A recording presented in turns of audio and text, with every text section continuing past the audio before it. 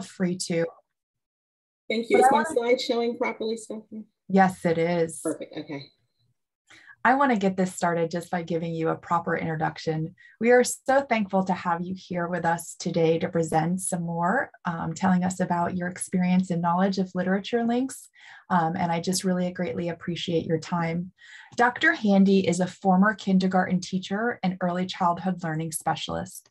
She's taught first grade, fourth grade, and fifth grades, and has a true passion for diversity, equity, and inclusion. She most recently served as the Director of Diversity, Equity, Inclusion at an Episcopal all-girls school in the South. She has a book titled, I Have an Elephant in My Ear, and it is an amazing resource that it was created to help children understand children with hearing loss. And it's also a great tool to start the courageous conversation with children. And this follows our last presentation so well, because we really do need to dive down deep and have these difficult talks that are so powerful and will truly make a difference for children today and in the future. So Dr. Handy, thank you for being here. The floor is yours. Thank you. Thank you. Eventually I will go off screen, but I just want to stay on for a few moments. Good afternoon. Good morning. I am so happy to be a part of the 2022 UAGC Early Childhood Education Conference. This session will focus on how to create a truly inclusive early childhood classroom using literature to link your students. And I was telling Dr. Shipley in the chat, I was telling her, I don't mind going a little after the previous speaker, because it was such important information. And I hope that you all will see the connections that our conference planners have done in terms of organizing these workshops in sequence. So my name is Teresa Handy, and I want to talk a little bit about this photo, because as you can see, it's all glammed. I have straight hair, but I actually have natural hair. And I want to share this because I think it'll help connect kind of why my experiences kind of help me want to have these conversations with young children. So I have natural hair, which means I don't use chemicals to straighten my hair. When I taught kindergarten, and I taught at a predominantly white institution, I would start the day with very straight hair. So, curly and, fluffed like I grew up with Farrah Fawcett, so I called it my Farrah Fawcett hair. And, but by recess, when I was outside with the girls playing and watching them, jump rope and skip, by the time I went back in, my hair would just kind of grow. The humidity would cause it to poof out. Now I love poofy hair. You will see me, I just have, like I said, the Farrah Fawcett too. So, but my students would say, what happened to your hair? Your hair is bigger, literally because it was that noticeable. And it allowed me to have these frank conversations around hair texture and differences.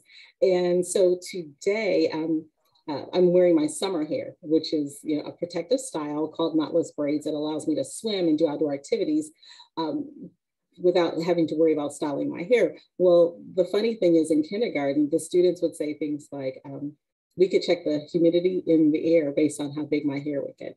So you see how I just shared that little piece of me with you all. And that's really how we bridge and create these inclusive environments that we want for our students. And we have to learn how to do it as adults first.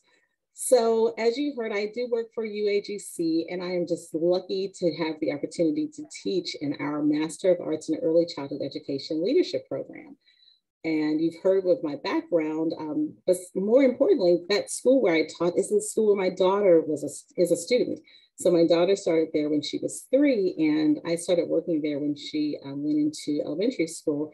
And I really noticed as a parent that there was just an absence of culturally, responsive practices in the classroom. So she came home once with a pink face, and I said, well, at home, we had these multicultural crayons. And so when she brought that home, I thought, wait a minute, you don't have the tools you need at school. So I began my work at that school, just sharing with her teachers. And then I eventually began teaching there.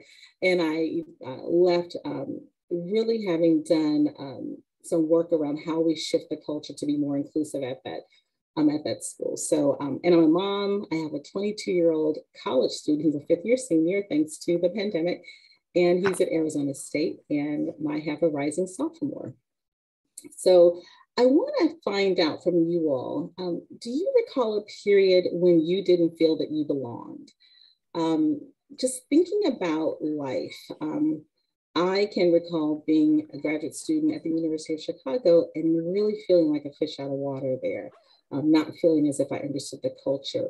So if you can you put that in the chat, if you can, and maybe just give us a few words of where that was and how old you were and how that made you feel. So you could say I was age 13 at a camp, you know, and I didn't know anyone. So if you want to put that in the chat, if you can. Well, if not, we will continue on.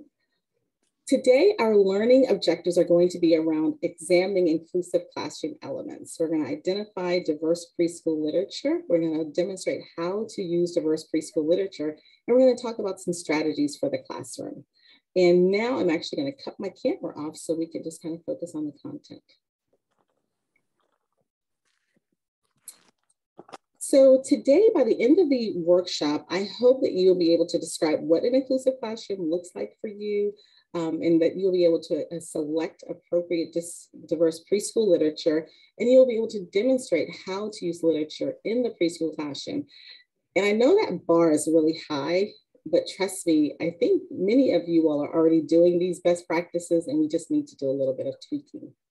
Oh, I just saw in the chat, someone said, in my teenage years, when hanging out with people who I knew had families had more money than mine. Exactly, Tori, exactly.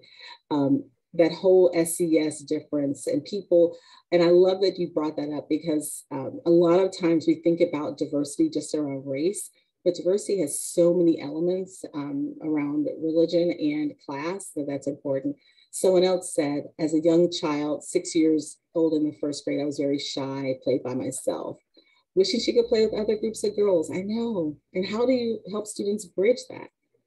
In high school, around age 14, attending a diverse high school, being a teenager of diverse parents at a time when it wasn't common.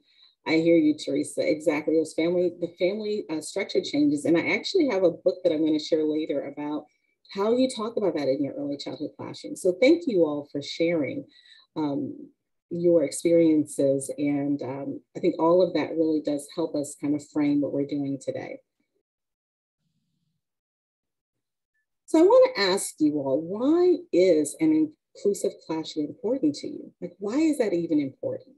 We've had some excellent workshops over the last couple of days. When I listened to the college workshop about talking to preschoolers about college, I thought, wow, that is really one of the ways that we can start having conversations with children who may not otherwise have access to information about higher education. So why not start in the preschool, giving them the language that they need? Yes, I know, yeah, rules, yeah, exactly. So an inclusive, in a shared space, everyone just wants to feel right. Like everyone, like they're welcomed. Exactly. Exactly. And how do we do that? How do we make people feel welcomed? And how do we make families feel welcome? And that's what I want to talk about, the why. And it's really a complex explanation. You know, we don't really, there's a lot happening in our world today, and there's a lot happening in our classrooms. And we know that when we're talking about young children, one of the vehicles that we can use are books. Books are a major tool to build literacy. And I think Dr. McKay mentioned that earlier in the chat. She mentioned books are a great tool to help children process grief. And I know that there was a book written by Maria Shriver years ago about when she was trying to explain grief to her young children. So we know as practitioners that this approach is a best practice. Literature exposes children to not only new vocabulary and how to use those words in context, but it's also a vehicle to help them learn more about themselves and others. And we heard our previous speaker and other speakers talk about the need to give these young children the vocabulary. One best practice is to use literature as a vehicle to also build those strong homeschool connections with literature-based home activities. I'm not sure you all are aware of the statistic, but Child Trends reported that as of 2012, between 63 and 64% of childcare providers were white and overwhelmingly female, which means that many students are being taught by someone who does not look like them. Now, we also have teachers who have a case of I know best, which means that they may not know what they don't know. In addition, researchers have found that children as young as 3 months old are aware of racial differences. So once again, I'm talking about this being a complex explanation. So we're talking about many different stakeholders, we're talking about different perspectives. And so we're thinking about a 3-month-old being able to identify racial differences. If we fail to approach race intentionally in the preschool and early childhood classrooms, then we are leaving young children to develop their own understanding. In a classroom where diversity is openly taught to students, they will know that melanin, which we all have, is the reason some students have darker skin tones. See, just as our previous speaker said, when you give the children the vocabulary to use, you'll be amazed at how receptive they are. We also heard about giving kids the vocabulary to describe big buildings, calling them skyscrapers. So you just have to do it in a developmentally appropriate way. You're probably thinking, how do I focus my work in the classroom in a way that best supports the identities of all children? That can seem really heavy. Like, how do you do that? How do you do this when maybe you don't even feel comfortable or understand these issues? In many cases, adults have not explored the complex issue of race, and so it makes it a little uncomfortable for them to talk about it with young children. Adults can work on their comfort level by reading books, watching podcasts, and reflecting on how to make their teaching practices more culturally responsive, which means that all students they engage with can then develop a positive racial identity, which is more than being colorblind. It's being color aware, and it's rooted in social justice. And whenever I hear someone say, I don't see color, I cringe. I literally have a physical, visceral reaction because I need anyone working with diverse children, I need them to see color. I need them to see differences. I need them to see and acknowledge diversity in their classroom. And I know the intent is to say, see, I'm fair. I'm not, racist. I'm not, prejudiced. But what it really means is that you're opting not to discuss race or acknowledge race or any other diverse related experiences in the classroom. So how can adults working with young children begin to build their own capacity? I call it cultural, call it cultural competency, your cultural capacity. How do you do that? Well, one way is, and you'll notice that I'm going to include a lot of QR codes to make it easier for you to access these resources and hopefully cut down on, if you just sort of pick up your camera and take a quick, screenshot. So one way you can do that is doing a 21-day equity challenge. So I've had a lot of experience with these. We did them at my old school, and it's a self-paced, very engaging way to kind of explore some really heavy topics. It also allows you to do it the way you want to do it. So you can read articles, you can listen to podcasts, you can watch videos, they give you recommendations and suggestions on how to engage in your community. So finding ways that you can grow will also help you be more comfortable in the classroom. Another way is to have a culturally responsive checklist in your classroom, which can help teachers imagine what a culturally responsive classroom looks like in practice. Because I know it can feel a little awkward and you may fear that you are going to get it wrong or that you will have a misstep. And let me tell you, you will have a misstep. You will feel uncomfortable. This isn't easy for any of us. And as long as you know your heart's in the right place, and you're willing to kind of put down your defenses and to allow yourself to be vulnerable and reflective and open, then guess what? Your intentions are right. And don't let your fear stop progress. So I want to talk about how you go about doing this. But before I do that, I want to check the chat. Okay, I want to check the chat, nothing there. And I also want to ask another question. Has everyone had a chance to kind of scan the QR codes? I want to go back just in case, since you weren't expecting those. I'll just kind of go back for a minute. I know if you're like me, your phone is locked and has a password, and if you have your glasses on, it doesn't recognize your face. We'll go to the next one. Here's the checklist. All right. So when you think about your work, how can you tell me about the supports you have as a professional in your place of work to kind of tackle these big issues? You know, have you all had any trainings? Do you feel that it's kind of your school or your agency or your center expects you to kind of do the work on your own? Or do you feel like that your environment where you work is supportive of you trying to build capacity so you can have a comfort level with handling these pretty big issues? Because I know one of the things I did as a DEI director is I created an online resource within our learning management system, which allowed teachers to go in and find professional development that was free online or locally. You know, we have a museum here that does some work. And then I also provided links to previously recorded webinars or questions, kind of reflective journal activities. And so everyone had a resource that kind of met their learning capacity. I feel alone, yeah, to sort it out as it occurs. Exactly. And that can make a professional feel a little uncomfortable because a lot of this work requires support from your administrators so that when parents talk to you, you know, or have questions that you know that you're going to have support from them. Exactly.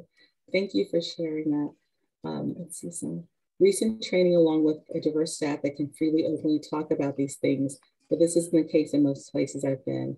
Exactly. And, you know, to Tori's point, and I'm going to talk about this a little bit later, so you want to have coworkers that you can talk to, but just as I voluntarily kind of shared my hair story, you don't want your coworkers to feel like they are burdened by your having, you know, like trying to help you build capacity. But it is nice if in a group setting facilitated by a professional that you can have these open conversations and people can feel that they can share their experiences without feeling any judgment. Emily says she works for a county office, which includes an initiative of equity and inclusion practices. Very good. Yes. If the culture is moving forward, like Emily's is, where they are acknowledging that we need to have a formal training in place, that's great. And just kind of initiatives that can shift the culture, that's perfect. It can be difficult to support a company's culture and deal with external issues. You're exactly right. And how do you do that? You know, you do that by really trying to align yourself in a way that doesn't impact your ability in the classroom to share this really important information, but also, you know, staying in line with the mission. And I always tell, you know, people, keep your work aligned with your mission and you should be okay. And if the mission needs some work, then that's where you can begin as a professional, is going and saying, these are some topics that are coming up in our classroom, but they don't seem to be aligned with our mission. Maybe we can talk about that some and move in that direction. And sometimes administrators don't even know that they're not keeping up to what's happening in the classroom. They don't realize that. I have a great support system. I feel that I demand that as we as educators help each other. Exactly, educators, I love that. Thank you all for sharing that. So now we're going to talk about strategies.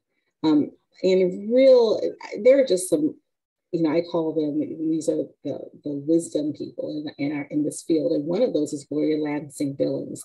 She's the mother of culturally responsive pedagogy. Nearly 30 years ago, she coined this term, that is a pedagogy that empowers students intellectually, socially, emotionally, and politically by using culture to teach knowledge, skills, and attitudes. She literally changed the way that teachers teach. So instead of asking what's wrong with Black children and their families and parents and the communities, she asked what's right with Black children and their parents, families, and communities. You know, that whole switch in language, moving away from that deficit language, from what's wrong to what is right, and building on those positives. Another expert in this area is Zaretta Hammond, and she has connected culturally responsive teaching and brain research. Her book, Culturally Responsive Teaching in the Brain, is a must read for any level. That can be P-12 to higher education. And what I have found with that book is that it really gives you very explicit strategies on how to overcome some of that, the differences that you see that are connected to culture, not necessarily, ability. See, I see the chat has kind of opened up.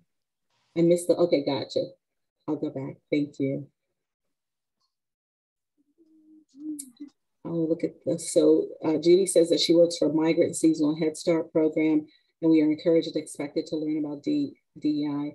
This helps me understand my colleagues. Exactly. It gives you it makes us all feel more supported, accepted, seen in the workplace, but it also, imagine what that does for the classroom. Patricia says our administrators and coordinators support the CPLC staff emotionally and educational to professional growth, self and families. All right, excellent. Got it. Okay, and there's the next one, Zaretta Hammond. Good. That's culturally responsive teaching in the brain. My copy of that book is dog-eared. I love using that as a resource. And then the next one is Don't Look Away, Embracing Anti-Bias Classrooms.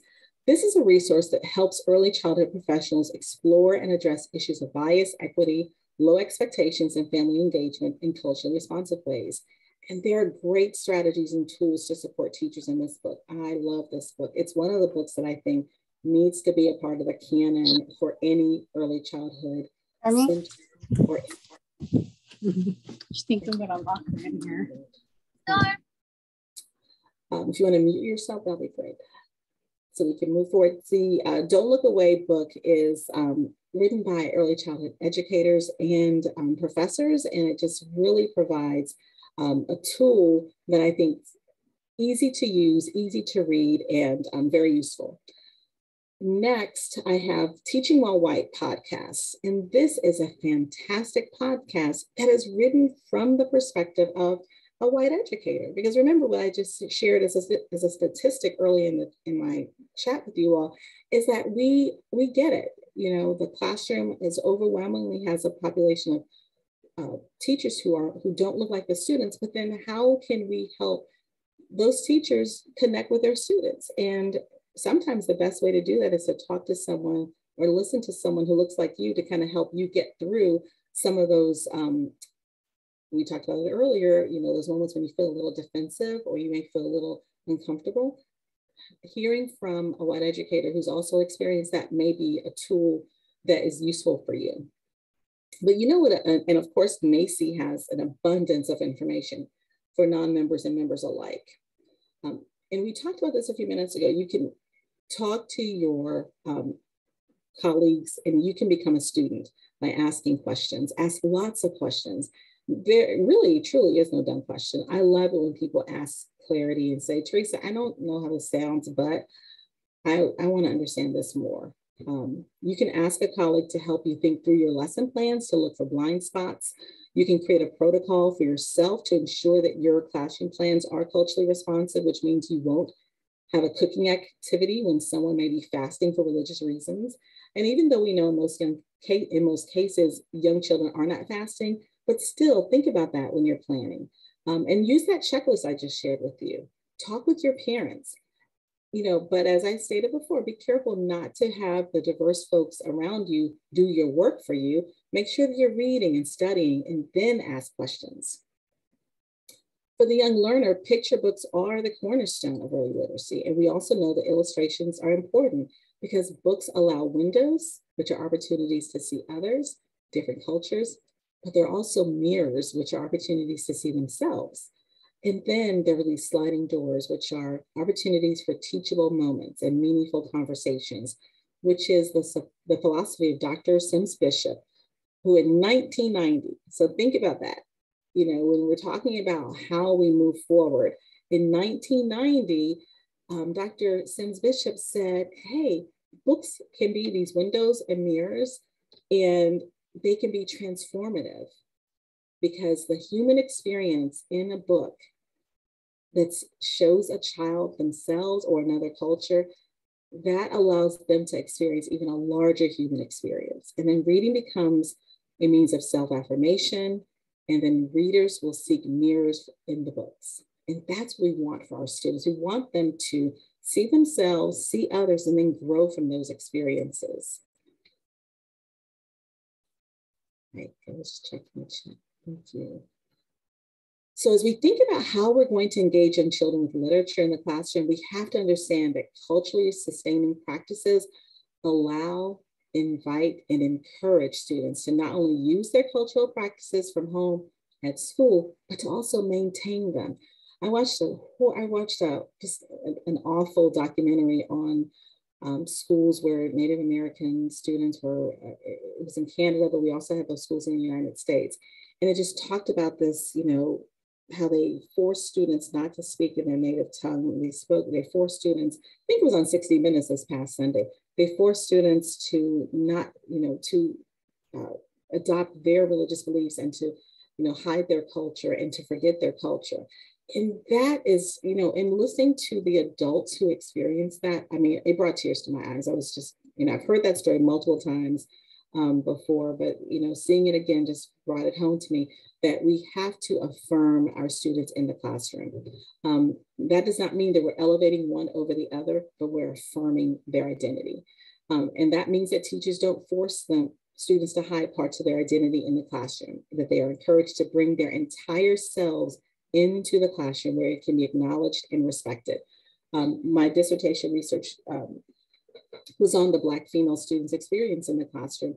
And one of the quotes from one of the students, and the adults that I interviewed, said that she used to check her identity at the door. You know, when she walked through the door, she just did not think of her Black female identity. She was just in that classroom and she was just trying to get through, because she knew that at some point during that course, that classroom, she was going to hear something that would hurt her. She was going to be asked, you know, of course, you know, in high school and middle school, when they're talking about those tough subjects around slavery and things, everyone whirls their head around as if someone sitting in a classroom in 2022 would actually have a relative in modern day who's experiencing that. And they're like, I don't know any more about this than you do, right? And so what students do is they check their identity so they don't have to feel that pain. But culturally sustaining practices allow students to exist in that culture from their home and the school. And educators have to build intentional relationships between the school and the home. You want to engage parents, make sure they feel welcome to share their culture with the class. Create opportunities for sharing and learning from them, bringing artwork from their home, sharing some rituals and traditions. And one of the biggest tips that I've used as an educator is when I don't know how to pronounce something, I use Pronounce It on YouTube. And that's from names to topics in a book, anything.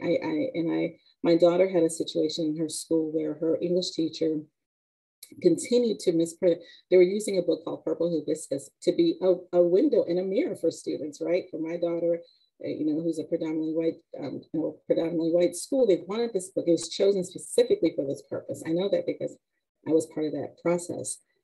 And the teacher kept mispronouncing the words, and the students were really upset about it. And so my daughter raised her hand. You know, she's the daughter of an educator. She said, "Hi, I can put the list on the board."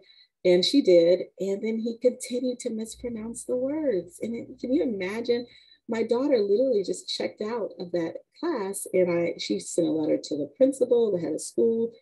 I wrote letters, you know, because if we're going to choose books to be windows and mirrors, then we need to make sure that we are treating them with the honor and respect that the student needs in that classroom. Otherwise, it becomes a hurtful experience, and that's not what we want. So when you're reading a book, you know, that may have cultural, you know, traditions you're not clear about, do a little bit of research, put a Post-it in that book. So when you get to that page, you may want to do a little bit of explaining to the students. You may want to write, you know, phonetically how something is pronounced so that you don't make a mistake. So I encourage teachers to use all kinds of tips and strategies to make sure that when you are presenting something that you may not be comfortable with, that you scaffold it for yourself by putting those Post-its or bringing in an expert to help you. When engaging students, remember to connect social emotional learning lessons. Acknowledge how angry students may feel when someone touches their hair without permission. That is an ongoing issue in the preschool classroom. Kids getting their hair touched because it looks cool. They're, you know, the beads and the balls, you know, the ponytail holders. So we talk about it, we acknowledge it, and then we discuss strategies for calming down. We use these books to affirm, and I'm going to share a book later about Don't Touch My Hair, but we use these books to affirm our students' identities and their strengths and their cultural experiences. But we also want to acknowledge that there are boundaries around this. And so just because something looks cool and looks exciting, you don't get to touch it without permission or without, you know, and if the child says, no, you can't touch it, you've got to be able to accept that as a response. There's this great book about a little girl who has a lot of energy and excitement about school, and the main character demonstrates being in control while learning Tai Chi with her grandfather. She learns that it's hard to move slowly and carefully. So the book that is culturally correct around, you know, a family learning, using Tai Chi to kind of center their energy, but it also talks about calming, and it's a social emotional learning book that you can incorporate in your class.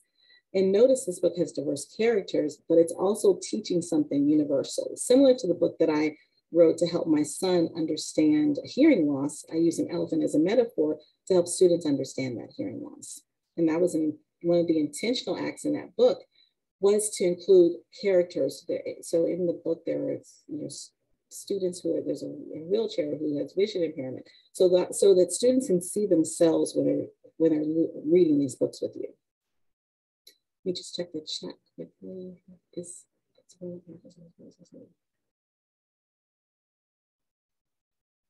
Yes, I don't get that. I don't let people touch my hair. Why would I touch someone else's hair?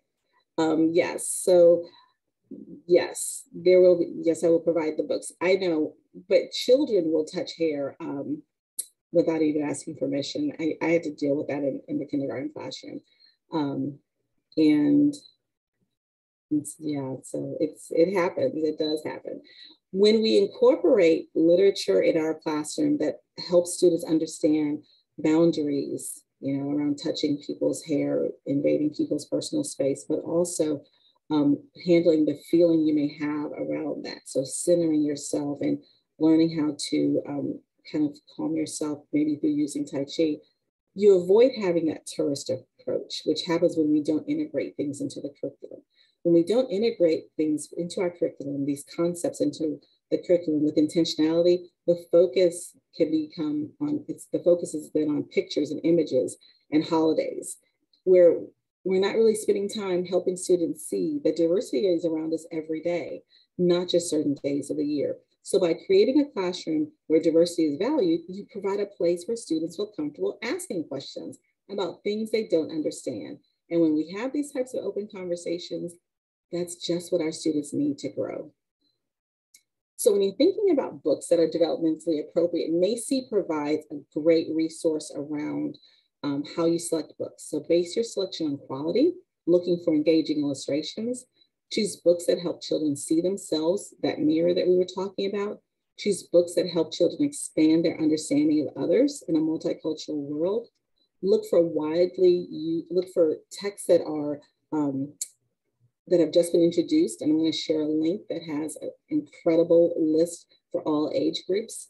And then you want to use text, right, to expose text sets. So you want to look for book collections that may be organized by theme or by a certain author. Socialjustice.org has incredible titles for all different age groups, okay? And you can link there, and you can get lost in that website. Some other titles are Green is a Chili Pepper, and that's using, that's talking about bright colors that are found in a Hispanic American neighborhood. And then we have A Family is a Family, and that's talking about different family configurations. We were talking about, someone shared how they felt different. A time they felt different was when they were a child of a divorced family, when divorce wasn't popular. And then Marisol McDonald Doesn't Match. And that's a book that addresses multiculturalism and biracialism. So she has she's Jewish, and then she has different ethnic backgrounds. And it's just talking about how she, quote, doesn't match. And it's just a great, fun book.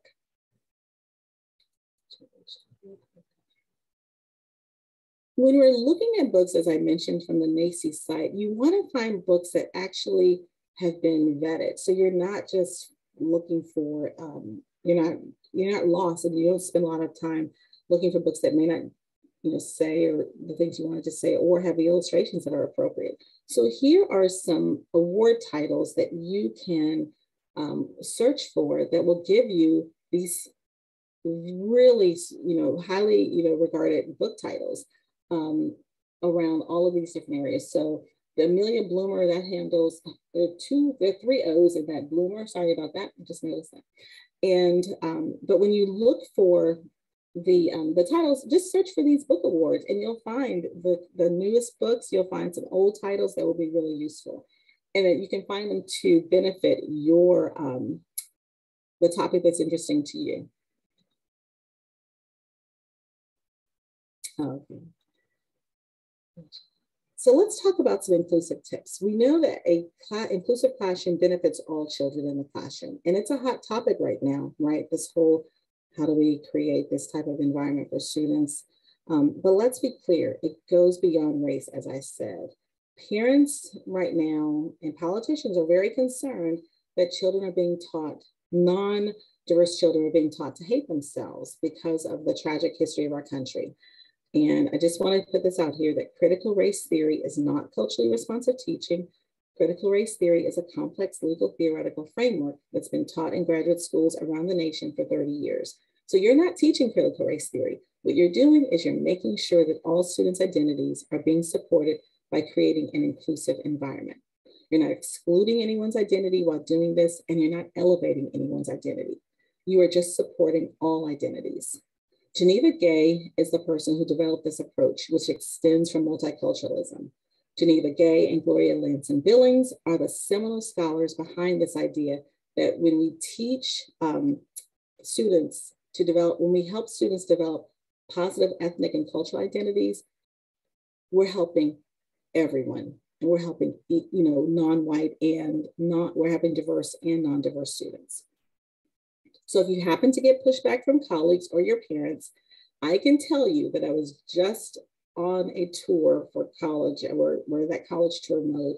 I was at Georgetown in DC for a college tour, and repeatedly I heard the message that students need to be able to demonstrate that they have an understanding of diversity, but they not only that they have an understanding of diversity, but they have to be able to show that they've had diverse experiences throughout their high school career. And they need to be able to demonstrate that through their activities, because Georgetown lists that as one of their 21st century skills, which they see as important as we're developing global leaders. So the research shows that too, that students who are capable of engaging with diverse people comfortably and can deal with diverse communities are going to have those necessary soft skills needed to work in the 21st century workforce. Understanding how to get along and valuing those different points of view. So it's important. We know that it supports the social, emotional, academic needs of students. So when you're in this moment, think about your space, your room, think about the setup of your room, think about where you're teaching. So is your environment too bright? Then try dimming the lights. If it's too opening the windows, and I know with all that's happening in schools, some of this, you may not be able to open your windows in terms of opening your blinds or whatever. I definitely would not say open the windows with the safety concerns we've had. But, and even now going outside, which would be an awesome opportunity for students to engage with nature while reading, we're not sure that's going to be able to happen. So how can you do that in your space? You can create those little reading moments in your classroom that can mimic those for you. And think about your schedule. We get so set on doing reading at a certain time, math at a certain time. Think about how you deliver your lessons. What props are you using? Make sure that you're not, make sure that your props, puppets and everything, that all of those things are diverse, that you've really intentionally looked for puppets that look like the students who are in front of you in the classroom. Offer alternatives for producing your work. Give students a camera so you can see their lens. Think about color coding your classroom. When I was in school, they used blue, yellow, and green. And you know what blue was, right? Blue was for the high level, and yellow was, for the middle, and then you had the green, the students who are growing. And, we picked that up. after a while, and you kind of knew what was happening. So when we're thinking about how we are going to separate our students, make sure there are any perceived hierarchy in that with numbers or letters. Think about using nonverbal attention getters. Use, I know when I had little ones, I used the 3-2-1 method, and I would start at home, I would say it out loud, but in public, you know, my children were notorious. If I held up 3 fingers and got down to 2, they would run over to me without me opening my mouth. So when you kind of work with students around those nonverbals, it eliminates those loud bells and other tools that we use. Make sure that assistive technology is available for all students. Loop scissors, pencil grips, make them available for everyone, you know, giving students the opportunity to make those choices for themselves. Providing fidget toys, visual timers. I know one of the classes I teach, we were talking about adaptive tools, and I talked about about visual timers, and one of the teachers had not heard of that, and so I sent her some links, and she was so excited about using that in her classroom. Look around your room for the artwork and library to make sure that all faces and voices are being seen and heard. And then think about your policies. Is your discipline policy balanced? Is your, do you follow the same policy? You know, because the students are watching, and if you are excusing some behaviors and not consistently monitoring others, it can be seen as bias. And we do that sometimes without noticing it. So really just make sure that you are aware of your own discipline policies in your classroom. And then finally, think about how you reach out to families and connecting with them. So when I think about how I do this in the classroom, I've chosen 3 books, and these are the 3 books that I always use because I think that they give us the foundation for how we're going to have these conversations and how we can create the most inclusive classroom. And the first one is The Color of Us by Karen Katz. And this book celebrates the many shades of skin color. And I've used this book many times. It's written in a way that allows students who are given an unbiased view of differences in children and people. It gives a positive, affirming view of skin color, which, you know, is very important. When I worked in junior kindergarten, we used this book, and we also referenced a book called The Story of How We Get Our Skin Color. And we explain how, as we talked about before, melanin is something that everyone has in their skin. And the story of how we get our skin color really goes into the scientific piece, and it also is bilingual, which is fantastic. The book speaks to the root of color and how we are all brown, just some of us have more active melanin. And remember, we talked about giving kids that vocabulary. The short of it with our students is that the students used this book to help them create their own skin color paint in art class, and they named it. And you'll notice in the book that they named different things like French toast brown and things like that. So each student was able to create their own shade for their self-portraits throughout the year. Whenever they wanted to draw themselves, they had their own paint, and that's fantastic. I know that as an adult, having Rihanna create 40 shades of foundation has been life-changing for many of us who couldn't find our foundation color. So imagine having access to your own paint that you've created. And this book is just a fantastic way to do this. The power in having your own paint. And I want us just to sit in that moment, because our students need to feel that joy in that, and what that means to them. I know as a parent, that's incredibly important. So when you're thinking about art projects in your classroom, make sure you always have multicultural paper, markers, and crayons. Make sure that you make that a part of your regular supply order. And if you happen to buy pre-made art projects, you know, make sure that there's a multicultural, you know, set of popsicle sticks too. I know I saw my sister, who's an in-home childcare provider, there's some puppets that you can buy. And so she made sure that she bought a complete set that had many different skin colors so that her students could choose which one they wanted to use. So you can connect. So I want you to see how you can connect other areas of your curriculum. There's STEM connections in this book. There's ELA skills and social emotional learning. So it's not just a book about skin color. The next one is a book that I referenced a little bit before called Don't Touch My Hair. And this is an age-old problem that I mentioned earlier about girls getting their hair touched because they have the beads and the puffballs and everything. And the nice thing is this book helps talk about boundaries. And it's not just all about Black hair. One way to introduce this book is to show how people wear their hair around the world. So showing them amazing hairstyles and that are vibrant and beautiful, and giving some time for the students to reflect in the classroom about how, they wear their hair, right?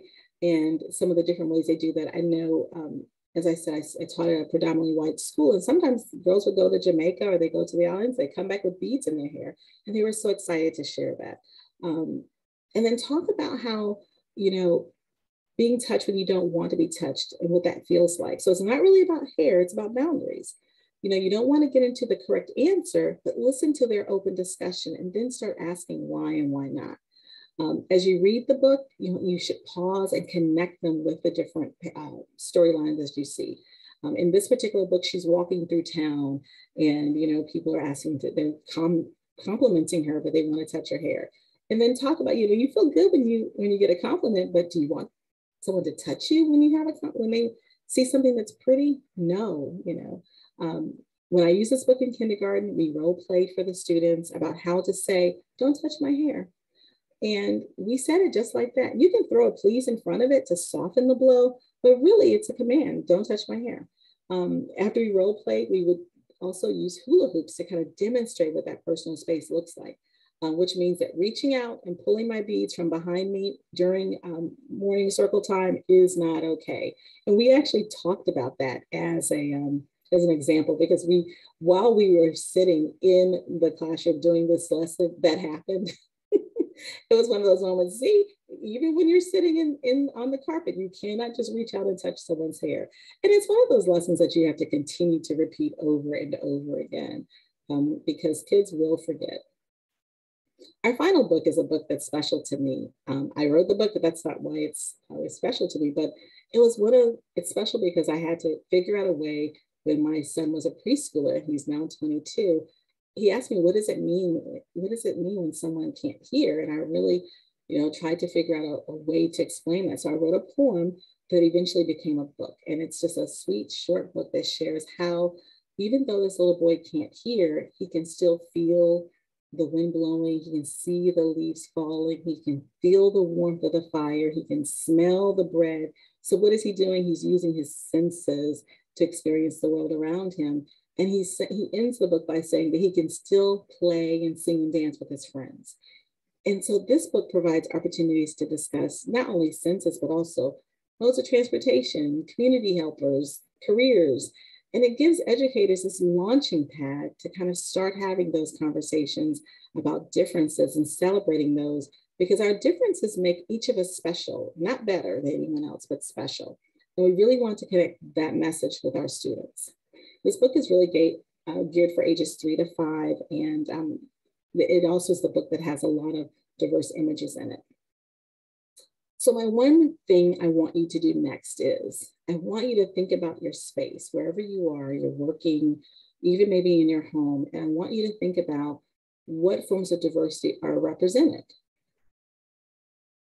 It could be, if you're thinking about your home, when was the last time I had someone who didn't look like me have dinner at my table? And I know we're in a pandemic, so we may not be doing that inside, but maybe outside. When was the last time I had a service provider who didn't look like me? When was the last time I had a doctor, an eye doctor? Or I went to a neighborhood store where there was a diverse population shopping there. And then in your classroom, think about what forms of diversity are represented, literature, posters, things like that. Do the supplies you have in your room represent the students who are in your classroom? So now that we've kind of gotten to the end, I want to ask you to share in the chat, what is your one takeaway from the chat today that we've had?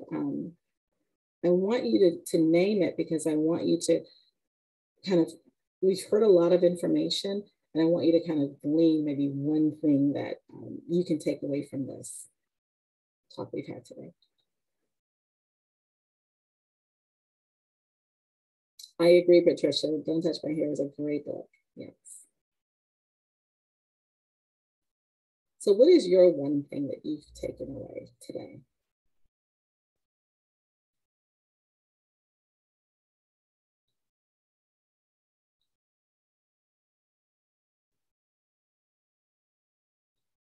All right, so I don't see anyone in the book. Here's some chats coming through. I know so much. Setting boundaries can be taught earlier than I thought. Yes, Maria, yes. That diversity and inclusion involve more than race. Yes. So representation of all students matters. Yes. Into 4 books.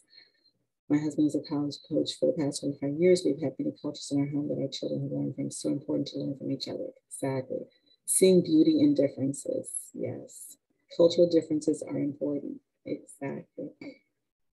There's more to race when you're trying to be inclusive. Teach children about personal space and speak up. Yes, exactly. Thank you all for sharing in the chat your one takeaway.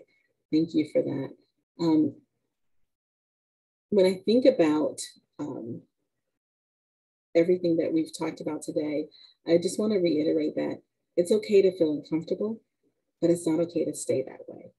And so use literature if you don't have the words, that no one is perfect and that you're going to be brave about this and you're going to keep learning and doing better. And this is a quote that I love to share that Maya Angelou said, do the best you can until you know better. And then when you know better, do better.